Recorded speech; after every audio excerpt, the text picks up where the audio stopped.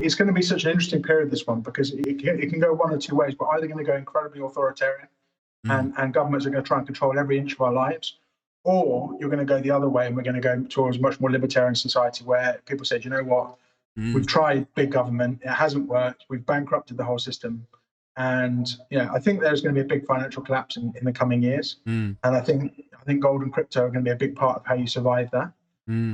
But I think there's going to be, I'm sorry to say, some really, really difficult times over the coming years for sadly, most people are going to lose their pensions, they're going to lose their homes. And I think it would be a real big shock. And I think in that, in that environment, having a little bit of crypto or a little bit of gold, or ideally both, is definitely good. Here's a really scary thought for you, right? So there are now, and I'm going to look at my notes here, $18 trillion of negative yielding debt. What does that mean? That means that global investors basically shouldn't own debt, right? No one should own bonds in a country anymore because it's basically you're just going to lose money, right? It's a guarantee. Where's that money going to go? So you've got printing all this money and yet making the whole bond market uninvestable. Yeah. Right? All it does is it pushes all the money somewhere else. Now, if I'm looking for a steady income on a regular basis, and I think equity markets are toppy, where am I going to put my money? I'm going to buy property. Yeah. Right?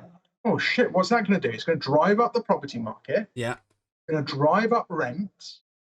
Yeah. And it's going to squeeze the yield, i.e. the return versus the price. It's going to get lower and lower and lower. Yeah. But still in absolute terms going up. If you're Mr. Renter, right, if you are that 25-year-old kid who's moved up to London to get their first job, well, I'm sorry, your rent is still going to be 2/3 of your salary. Yeah. But the value of that property is going to go up and up and up. Yeah. Right. So the whole system is basically a geared way of pushing up house prices. Yeah. And frankly, there's only one way this whole thing can end, which is a massive financial collapse. And I say massive. 2008, you said you were there, at the pub, thinking this is all a bit odd. I'm sure we'll get through it, right? The next one isn't going to be like that. It's going to be like the Weimar Republic, people wheelbarrowing notes down the road and to exchange for a loaf of bread, and frankly, rioting and ATMs being out of cash. I mean, I really do think things could get that serious. So I guess one of my final questions, because I'll have to wrap up in a second. Let's assume that you're right. Everything collapses. What does Tom Pontin do in the post-apocalyptic world? What do you see yourself as? Warlord? Farmer? Playwright? My hope, right, is that by that point in time, I have escaped. Right. Yeah. So we talk about it openly, my wife and I.